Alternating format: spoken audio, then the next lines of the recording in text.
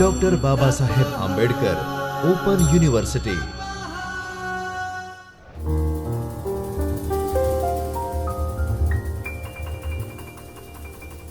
નમસ્કાર વિદ્યાર્થી મિત્રો, ડૉક્ટર બાબા સાહેબ આંબેડકર ઓપન યુનિવર્સિટીના ચૈતન્ય સ્ટુડિયોમાં હું ડૉક્ટર રામકુ ભેડા આપ સૌનું હાર્દિક સ્વાગત કરું છું। આજે મિત્રો આપણે સેમેસ્ટર 1ના paper number 4 social science understanding ઇન્ડિયાના unit number 4 Indian political system ઉપર વાત કરીશું, જેમાં આપણે ભારતમાં વિવિધ સ્વાયત્ત સંસ્થાઓ અને બંધારણીય સંસ્થાઓ ઉપર વાત કરીશું। ભારતમાં ચૂંટણી પંચ અને ચૂંટણી પંચનું માળખું। ભારતીય બંધારણના શિલ્પીઓએ ચૂંટણીઓ યોજવા માટે સ્વતંત્ર ચૂંટણી તંત્રને વિશેષ મહત્વ આપ્યું હતું। આપણે સૌ જાણીએ છીએ મિત્રો કે ભારતમાં ચૂંટણીનું કેટલું મહત્વ છે। ચૂંટણી નિષ્પક્ષ, સ્વતંત્ર અને તટસ્થ રીતે થવી કેટલી જરૂરી છે। ભારતના બંધારણના શિલ્પીઓ એટલે કે બંધારણ નિર્માતાઓએ આ વસ્તુને પોતાની દૂરંદેશીથી પારખી અને ભારતના ચૂંટણી પંચને એકદમ નિષ્પક્ષ રાખવાનું મહત્વપૂર્ણ કાર્ય કર્યું હતું, જેમાં ખાસ કરીને તેમણે ભારતીય બંધારણમાં એક સ્વતંત્ર અને નિષ્પક્ષ ચૂંટણી પંચની જોગવાઈ છે, જે તમામ ચૂંટણીઓમાં દેખરેખ, દિશા નિર્દેશ અને નિયંત્રણો માટે જવાબદાર હોય છે। આપણે જાણીએ છીએ કે આપણા દેશમાં જે ચૂંટણીની પ્રક્રિયા થાય છે તે કેટલી નિષ્પક્ષ હોય છે, તેમાં ચૂંટણી પંચની કેટલી જવાબદારીઓ વધી જાય છે। ચૂંટણી પંચ દરેક ચૂંટણીઓમાં કોઈ ધાંધલી નથી થતી તે જોવાનું કામ પણ ચૂંટણી પંચનું હોય છે। રાજ્યના કે દેશના વહીવટી તંત્રને ચૂંટણીને લગતા દિશા નિર્દેશ આપવાનું કામ પણ આપણું ચૂંટણી પંચ કરતું હોય છે અને તેના ઉપર નિયંત્રણ રાખવાનું કાર્ય પણ ચૂંટણી પંચ દ્વારા કરવામાં આવે છે। તે સંસદના બંને ગૃહો, રાજ્યની વિધાનસભાઓ, રાષ્ટ્રપતિ અને ઉપરાષ્ટ્રપતિના પદોની ચૂંટણીઓ યોજવા માટે જવાબદાર હોય છે। હવે આપણે જોઈએ તો ભારતમાં જે મુખ્ય ચૂંટણીઓ થાય છે તે સંસદના બંને ગૃહો એટલે કે લોકસભા અને રાજ્યસભા, ત્યારબાદ જે તે રાજ્યની વિધાનસભાઓ, ત્યારબાદ રાષ્ટ્રપતિની ચૂંટણી અને ઉપરાષ્ટ્રપતિની ચૂંટણી પણ ચૂંટણી પંચ દ્વારા કરાવવામાં આવે છે। સ્થાનિક કક્ષાએ આપણે જોઈએ અને વાત કરીએ તો મહાનગરપાલિકાઓ, નગરપાલિકાઓ, જિલ્લા પંચાયતો, તાલુકા પંચાયતો અને ગ્રામ પંચાયતોની ચૂંટણી પણ પ્રાદેશિક ચૂંટણી પંચ દ્વારા કરાવવામાં આવતી હોય છે। આ ઉપરાંત ચૂંટણી પંચના કાર્યો જોઈએ તો તે મતદારોની યાદી તૈયાર કરવાનું મુખ્ય કાર્ય કરે છે।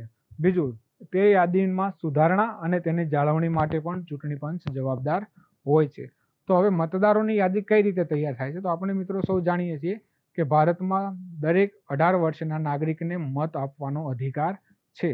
તો દરેક વ્યક્તિએ પોતાનું નામ મતદાર યાદીમાં એડ કરવા માટે સૌથી પહેલી શરત એ છે કે તેમના 18 વર્ષ ઉંમર થતી હોવી જોઈએ। ત્યારબાદ તેમણે ભારતના ચૂંટણી પંચ આગળ સામાન્ય જે પ્રક્રિયા કરવાની હોય છે, રજિસ્ટર્ડ માટેની, નોંધણી માટેની, તે પ્રક્રિયા કરવાની હોય છે। ચૂંટણી પંચ આ મતદાર યાદીઓ બહાર પાડતું હોય છે, તેમાં સુધારણા પણ કરતું હોય છે અને તેની જાળવણી પણ કરતું હોય છે। તે સંસદ અને રાજ્ય વિધાનસભાઓની ચૂંટણી માટે મત વિસ્તારોનું સીમાંકન કરે છે, ચૂંટણી કાર્યક્રમ નક્કી કરે છે અને ચૂંટણી વિવાદોનું નિરાકરણ કરે છે। તે ચૂંટણી સંબંધિત અન્ય ઘણા કાર્યો પણ કરે છે। હવે જેમાં જોઈએ તો મત વિસ્તારોનું સીમાંકન એ સૌથી મોટું અને મહત્વપૂર્ણ કાર્ય છે। આપણે જોઈએ છીએ કે દરેક રાજ્યમાં અને દેશની જેટલી પણ લોકસભાની સીટો છે તો મોટાભાગે આપણે એવું માનીએ છીએ કે દરેક જિલ્લો જે હોય છે તે લોકસભાનું ક્ષેત્ર હોય છે। ના, ઘણીવાર એવું નહીં હોતું। એક જિલ્લામાં કે એક મોટું શહેર હોય તો તે વસ્તીના આધારે તેનું સીમાંકન થતું હોય છે। ભૌગોલિક સીમાંકન માટે ભૌગોલિક ક્ષેત્રોને પણ ધ્યાનમાં રાખવામાં આવતા હોય છે અને ખાસ કરીને જનસંખ્યાને આધારે સીમાંકન કરવામાં આવતું હોય છે। ચૂંટણી પંચ ચૂંટણી કાર્યક્રમ નક્કી કરે છે અને ચૂંટણીના વિવાદોનું નિરાકરણ, દાખલા તરીકે જે તે રાજકીય પક્ષો દ્વારા એવા આક્ષેપો કરવામાં આવતા હોય છે કે ભાઈ ફલાણી જગ્યાએ ચૂંટણીમાં ધાંધલી થઈ, ચૂંટણી પંચનો સપોર્ટ હતો કે XYZ જે કંઈ વસ્તુ હતી, તો આવા કોઈ પણ પ્રકારના વિવાદો થાય તો તેનું નિરાકરણ લાવવાનું કાર્ય ચૂંટણી પંચ કરે છે। ઉપરાંત ભારતની ઉચ્ચતમ ન્યાયાલયો અને સુપ્રીમ કોર્ટ પણ આ પ્રકારની કામગીરીમાં દખલ કરીને વિવાદોનું નિરાકરણ લાવતા હોય છે. ચૂંટણી પંચની રચના. ચૂંટણી પંચમાં મુખ્ય ચૂંટણી કમિશનર અને રાષ્ટ્રપતિ દ્વારા સમયાંતરે નક્કી કરવામાં આવતા અન્ય ચૂંટણી કમિશનરોનો સમાવેશ થાય છે. 1950માં પ્રથમ મુખ્ય ચૂંટણી કમિશનરની નિમણૂક થઈ ત્યારથી 1989 સુધી કોઈ અન્ય ચૂંટણી કમિશનર નહોતા. મુખ્ય ચૂંટણી કમિશનરને મોટી સંખ્યામાં અધિકારીઓ દ્વારા સહાય કરવામાં આવતી હોય છે, પરંતુ ઘણીવાર એવું પણ બનતું હોય છે કે એક કરતાં વધારે ચૂંટણી કમિશનર પણ ચૂંટણી પંચમાં હોઈ શકે છે. 16 ઓક્ટોબર 1989ના રોજ રાષ્ટ્રપતિએ 2 વધુ ચૂંટણી કમિશનરોની નિમણૂક કરી ત્યારે ચૂંટણી પંચ બહુસભ્ય સંસ્થા બન્યું હતું. 2 ચૂંટણી કમિશનરોમાંથી સૌથી વરિષ્ઠ ને મુખ્ય ચૂંટણી કમિશનર તરીકે નિયુક્ત કરવામાં આવતા હોય છે. તો આ ચૂંટણી પંચની જે રચના છે તેમાં તેના જે મુખ્ય કમિશનર હોય છે તો તેની નિમણૂક કઈ રીતે થાય? એક કરતાં વધારે હોય તો જે અધિકારી જે સૌથી વરિષ્ઠ હોય, સિનિયર હોય, તેને મુખ્ય ચૂંટણી અધિકારી તરીકે નિયુક્ત કરવામાં આવતા હોય છે. ચૂંટણી પંચનો કાર્યકાળ અને તેમને પદ ઉપરથી દૂર કરવાની બાબતો.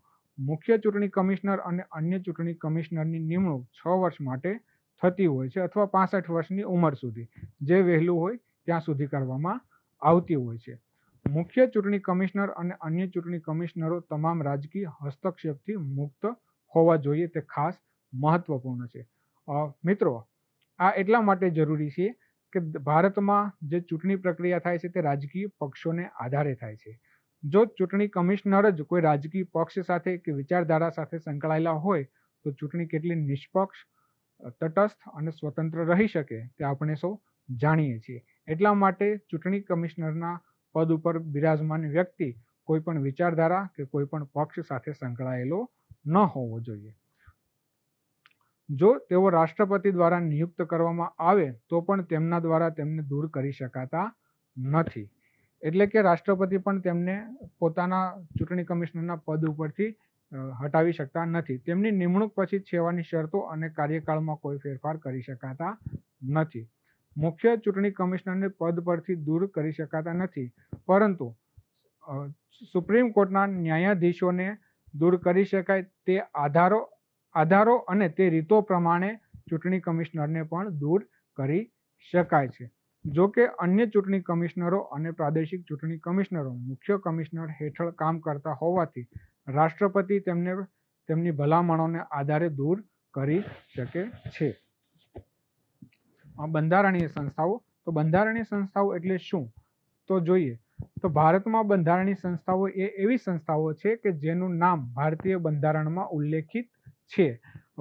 તે બંધારણમાં સીધી સત્તા મેળવે છે. આ સંસ્થાઓના તંત્રમાં કોઈ પણ પ્રકારના ફેરફાર માટે બંધારણીય સુધારાની જરૂર હોય છે. તો સૌપ્રથમ કઈ બંધારણીય સંસ્થા છે? જેમાં છે એટર્ની જનરલ, એટલે મુખ્ય કાયદા અધિકારી અથવા મહા ન્યાયવાદી. ભારતના એટર્ની જનરલ ભારત સરકારના મુખ્ય કાનૂની સલાહકાર હોય છે. એટર્ની જનરલની નિમણૂક ભારતના રાષ્ટ્રપતિ દ્વારા બંધારણના અનુચ્છેદ 76(1) હેઠળ કેન્દ્રીય મંત્રી પરિષદની ભલામણ પર કરવામાં આવે છે અને રાષ્ટ્રપતિની મરજી મુજબ તેઓ પદ સંભાળતા હોય છે. એટર્ની જનરલે સુપ્રીમ કોર્ટના ન્યાયાધીશ તરીકે નિમણૂક માટે જરૂરી લાયકાત પૂર્ણ કરવી આવશ્યક હોય છે. તેથી એટર્ની જનરલે ઓછામાં ઓછા 5 વર્ષ માટે ઉચ્ચ અદાલતમાં ન્યાયાધીશ તરીકે અથવા ઓછામાં ઓછા 10 વર્ષ માટે ઉચ્ચ અદાલતમાં વકીલ તરીકે સેવા આપેલી હોવી જોઈએ. વૈકલ્પિક રીતે રાષ્ટ્રપતિ કોઈ વ્યક્તિને આ ભૂમિકા માટે લાયક ગણી શકે છે જો તેઓ એક પ્રખ્યાત ન્યાયશાસ્ત્રી તરીકે જાણીતા હોય. આર વેંકટ રામણી ભારતના વર્તમાન એટર્ની જનરલ છે. તેઓ 1 ઓક્ટોબર 2022ના રોજ 16મા એટર્ની જનરલ તરીકે કાર્યભાર તેમણે સંભાળ્યો હતો. તેમના પુરોગામી કે વેણુગોપાલ હતા. ભારતના નિયંત્રક અને મહાલેખા પરીક્ષક, જેને આપણે ઇંગ્લિશમાં comptroller and auditor general of India તરીકે ઓળખીએ છીએ. ભારતના નિયંત્રક અને ઓડિટર જનરલ CAG એ ભારતના બંધારણના અનુચ્છેદ 148 દ્વારા સ્થાપિત એક સત્તા છે જે ભારત સરકાર અને રાજ્ય સરકારોની તમામ આવક અને ખર્ચનું ઓડિટ કરે છે. જેમાં સરકાર દ્વારા મોટા પ્રમાણમાં ભંડોળ પૂરું પાડવામાં આવતી સંસ્થાઓ અને સત્તાવાળાનો પણ સમાવેશ થાય છે.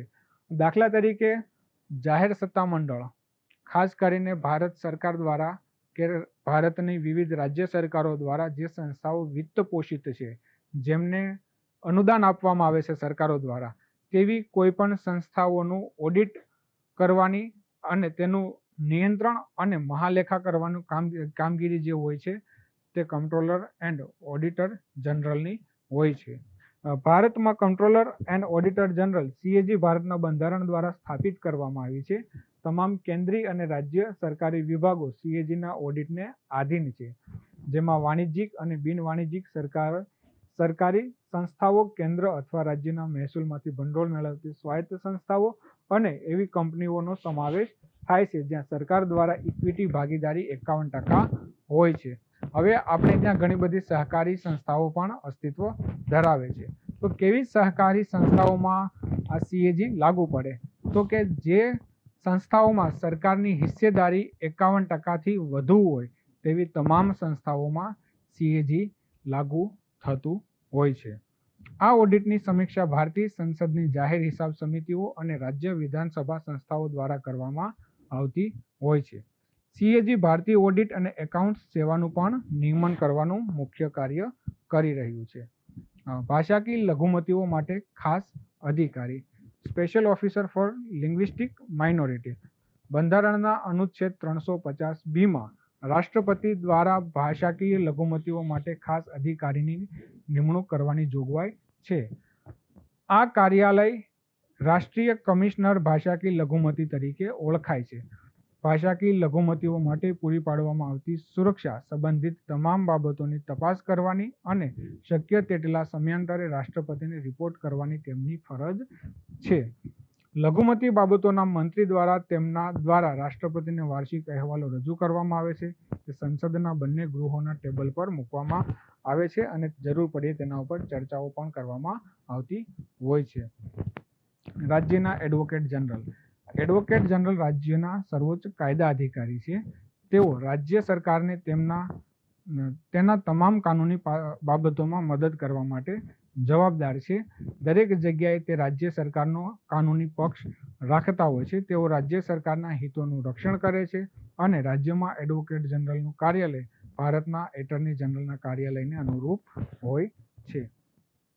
દરેક રાજ્યના રાજ્યપાલ એવી વ્યક્તિને રાજ્યના એડવોકેટ જનરલ તરીકે નિયુક્ત કરશે જે હાઈકોર્ટના ન્યાયાધીશ તરીકે નિયુક્ત થવા માટે લાયક હોય. તેનો અર્થ એ કે તે ભારતના નાગરિક હોવો જોઈએ અને 10 વર્ષ સુધી ન્યાયિક પદ સંભાળ્યું હોવું જોઈએ અથવા 10 વર્ષ સુધી હાઈકોર્ટના વકીલ તરીકેનો તેમને અનુભવ હોવો જરૂરી છે. રાજ્યપાલ દ્વારા તેમને ગમે ત્યારે દૂર કરી શકાય છે. તેમને દૂર કરવા માટે બંધારણમાં કોઈ પ્રક્રિયા કે આધારનો ઉલ્લેખ કરવામાં આવ્યો નથી. રાષ્ટ્રીય અનુસૂચિત જનજાતિ આયોગ. 19 ફેબ્રુઆરી 2004ના રોજ અમલમાં આવેલ બંધારણના 89માં સુધારા પર અનુસૂચિત જનજાતિ માટે રાષ્ટ્રીય અનુસૂચિત જનજાતિ આયોગની રચના કલમ 338A હેઠળ કરવામાં આવી હતી, જે બંધારણ હેઠળ અનુસૂચિત જનજાતિઓને પૂરા પાડવામાં આવેલ વિવિધ સુરક્ષા પગલાંના અમલીકરણની દેખરેખ રાખે છે. ખાસ કરીને આપણા દેશમાં જે ટ્રાઇબલ કમ્યુનિટી છે તેના સામાજિક વિકાસ અને ઉત્થાન અને તેમની સંસ્કૃતિના સંરક્ષણ માટે અનુસૂચિત જનજાતિ આયોગ કાર્યરત છે. ત્યારબાદ રાષ્ટ્રીય અનુસૂચિત જાતિ આયોગ. રાષ્ટ્રીય અનુસૂચિત જાતિ આયોગ એક ભારતીય બંધારણીય સંસ્થા છે જેની સ્થાપના અનુસૂચિત જાતિઓના શોષણ સામે રક્ષણ પૂરું પાડવા અને તેમના સામાજિક, શૈક્ષણિક, આર્થિક અને સાંસ્કૃતિક હિતોને પ્રોત્સાહન આપવા અને તેનું રક્ષણ કરવાના હેતુથી કરવામાં આવી હતી. ભારતીય બંધારણનો અનુચ્છેદ 338 રાષ્ટ્રીય અનુસૂચિત જાતિ આયોગ સાથે સંબંધિત છે. અનુચ્છેદ 338A રાષ્ટ્રીય અનુસૂચિત જનજાતિ આયોગ સાથે સંબંધિત છે. નાણાં પંચ. પ્રથમ નાણાં પંચની સ્થાપના 1951માં ભારતના રાષ્ટ્રપતિ દ્વારા ભારતના બંધારણના અનુચ્છેદ હેઠળ કરવામાં આવી હતી.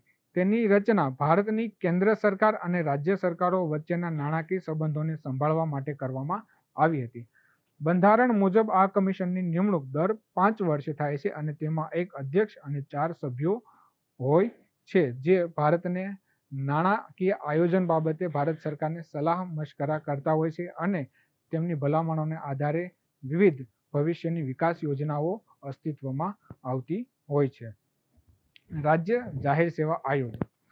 ભારત સરકારના અધિનિયમ 1935 રાજ્ય જાહેર સેવા આયોગ તરીકે ઓળખાતા પ્રાંતીય સ્તરે જે આપણે જાહેર સેવા જીપીએસસી છે ગુજરાત સરકારનું, એ રીતે દરેક રાજ્યમાં અલગ અલગ જાહેર સેવા આયોગની સ્થાપના કરવામાં આવી હતી.